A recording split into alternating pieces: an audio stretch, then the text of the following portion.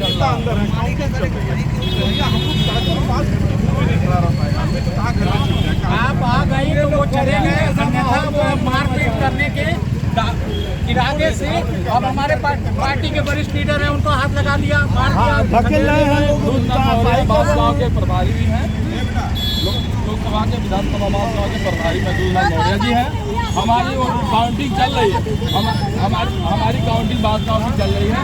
बांसगांव की जो हासिल करना चाह रहे हैं, यहाँ जनता जनार्दन ऑलरेडी अपने नेता के मंसूबों को बढ़ाने के लिए यहाँ ऑलरेडी बैठा हुआ है, इंतजार कर रहा है रिजल्ट का। हम बांसगांव जीत रहे हैं। अब भाजपा जब नहीं बन रहा है, बांसगांव के लिए वो लोग बेईमानी करना चाह रहे हैं।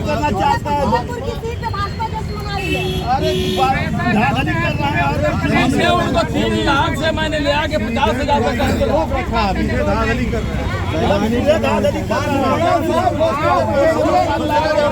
प्रधानमंत्री इस देश के प्रधानमंत्री जो है 4 घंटे से पीछे थे, अब वो आगे हुए हैं।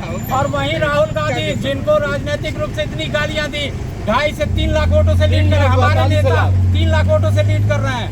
यही देन है। 40 सीट 45 सीट पे हम लोग बना रहे हैं, प्रदेश की 45 सीट पे हम लोग भी बना रहे हैं। मुख्यमंत्री जी खुद गोरखपुर, क्या आप बताइए, पूरा उनका अमला सब पूरे भारतीय जनता पार्टी का उत्तर प्रदेश है। उसके बाद आदरणीय अखिलेश यादव जी की जो रणनीति है, जो ग्रास रूट पर जमीनी स्तर पर जो कार्यक्रम दिखाई देंगी सर, वो चली है। काजल निषाद काउंटिंग भी हो गई है। ठीक बात है। काजल निषाद जिस दिन से टिकट पाई है, उस दिन से 1 मिनट वहाँ औरत बैठी नहीं है। महिला होकर के उसका हार्ट अटैक हुआ, पैर फ्रैक्चर हुआ। अब हारेंगी तो क्या होगा? नहीं, वो अभी तो कानून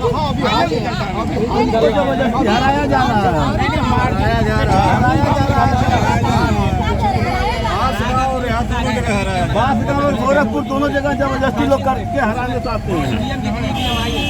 90% कैसे चाहते हैं? ये सवाल रवि किशन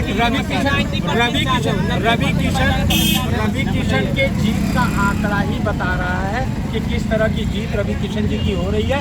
3.5 लाख से लीड करके मुख्यमंत्री के शहर में अगर प्रत्याशी 40,000 और 50,000 और 20,000 से लीड कर रहा है तो इसको हम जीत नहीं मानते हैं। समाजवादी पार्टी के कार्यकर्ताओं को सुन रहे थे आप, खासा नाराजगी नजर आ रही है, खासतौर पर प्रशासन को लेकर के, क्योंकि एक जगह पर खड़े होने यानी इकट्ठा होने भी नहीं दिया जा रहा है प्रशासन के द्वारा। और साथ ही काजल निषाद अभी नजर नहीं आ रही है।